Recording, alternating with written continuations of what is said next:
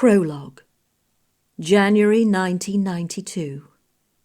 The brakes seemed to screech out as the barrier closed in on the still speeding car. Somewhere in Andrew's mind it registered that other vehicles were then spinning away from them across the carriages of the motorway, and he wondered fleetingly what had happened. Then it dawned on him. With a sharp intake of breath, Louise grabbed for her husband, her beautifully manicured fingers searching for the feel of his skin. A prayer that she would see her children again left her lips, but in the back of her mind a voice yelled that it was never going to be. Her heels dug into the carpet of the passenger side floor with such force that she felt one snap under the pressure. The scream that hovered finally escaped her lips. It was a high-pitched noise that filled the car. It was fear, the knowledge of what was going on. Only seconds later, the air inside the car filled with the sound of crumpling metal and smashing glass as the car spun some more, continuing along the central reservation before it finally flipped over 2, maybe 3 times. Other drivers were now out of their vehicles on the hard shoulder and on the carriageway itself, hazard lights flashing the dreaded warning that more souls may be lost.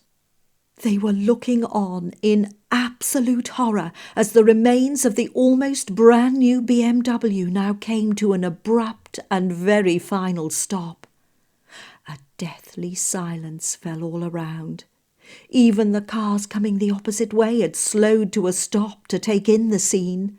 The road was covered in glass and debris. The reservation was dented and battered, but had served its purpose. The car, however, or at least what was left of it, had not. It was a mess. Not even the airbags had activated. It must have occurred to one, if not all, of the onlookers that no one could survive such a crash, but all the same they began to move towards the mangled metal in almost respectful silence. Not even the sound of breath was evident on the roadside.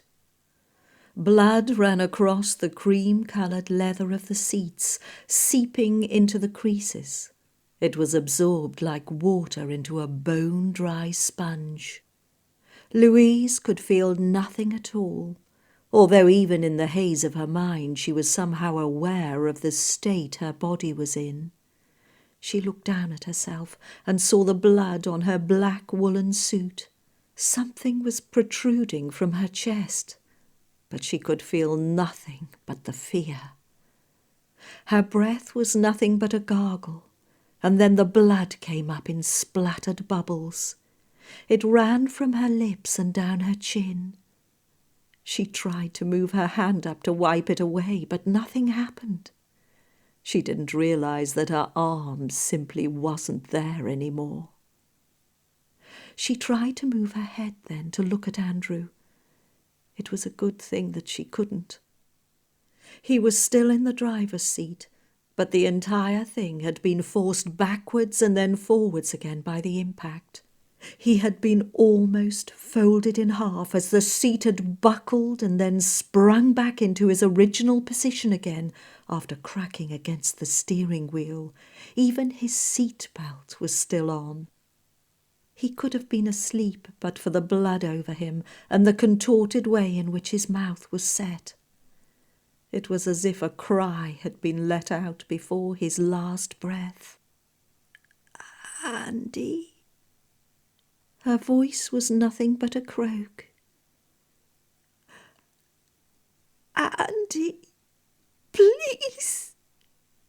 It rose to fever pitch as the realization that she couldn't hear him breathing hit her. "Andy!" He was dead.